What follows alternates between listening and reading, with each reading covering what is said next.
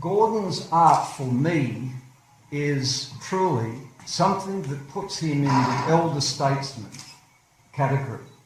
He's a master artist, but it's this role of the custodian to say, what are we doing to this land?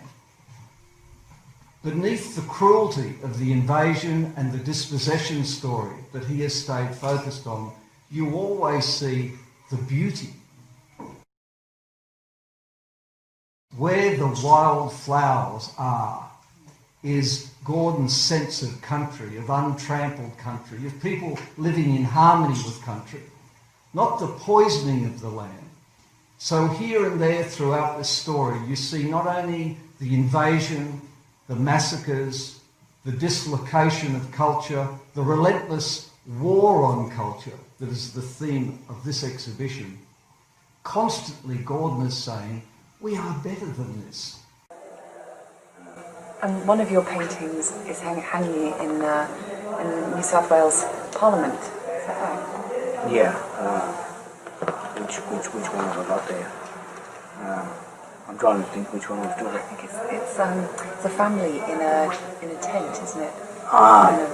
It was, but I went and brought it back. Yeah. I've got it out of Del Maguire's off Daryl, you met Daryl, didn't you? Yeah. And so it's normally hanging in her office? We're in Daryl's office. I was in his office yesterday and I dropped a bit of a bomb and I said, I made a remark. I said, I said, you see, I'm not as black as I look. He said, what did you say? I said, I'm not as black as I look. He said, why did you say that? And I said, oh, I just felt like saying that. Just in case you think I'm silly. I do terrible things like that. Like this is a father, son, and old ghost. And that's the dance people do. Look at that. Superman in fly. I'm going to ask now Her Excellency Professor Marie Bashir to come forward and say a few words.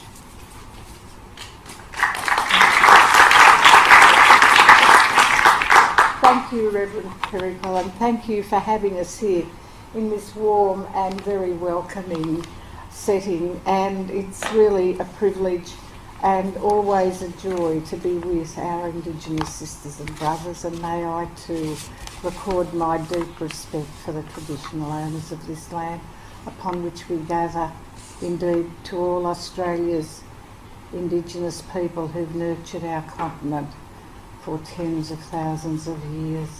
So Councillor Sally Betts, thank you too for your very warm welcome. It's a joy to be here. Of course, as a child growing up and blessed by the Wiradjuri in the Western Plains of New South Wales, coming to Sydney, to Coogee, Bondi and Waverley to visit relatives was always a source of great excitement which has never left one. And I'm sure there are many people in this room who agree. Honourable Michael Kirby, Honourable Philip Brabbick and dear Heather, many distinguished colleagues and indeed friends. Well, it's wonderful that again and again and increasingly the spirit of the Aboriginal nation brings us together, and to wonder again and again of the meaning and the legacy. And of course Gordon and his wife Elaine, thank you both, because you are the ones who brought us together with the support of the Reverend Prairie Cole to ponder on that legacy and culture which has enriched the lives, whether they know it or not, of all who live on this continent. To that high office. But my portrait is next door and it's hanging in the National Portrait Gallery, and I'm going to write to Louise Doyle and tell her that there's a very beautiful portrait waiting for acquisition at a huge fee in the National Portrait Gallery of Australia, which is not only a beautiful representation of the work of Gordon Syron, but of the images that are important and immediately noticeable if you see it. Can I acknowledge Selena for her welcome to country, and can I particularly acknowledge our joint hosts, particularly Gordon and Elaine Syron. Can I say how particularly pleased I am to see the Mayor and her councillors. Sally, thank you for your welcome as well. Can I pay my respects to the Gadigal people of the Eora Nation, and can I say how pleased that Heather and myself are to be with you tonight. When I received the invitation, it passed through my mind, why am I being asked? It may be that I was asked along with a lot of other federal members of Parliament. You'll get the apologies later. I have to say that I came because of the story, and I relate to it because I think that art plays a very special role in culture. It's the way in which you are able to record a lot of your history, in which you can give expression to what you think, sometimes about events, but the place where you are, what you see.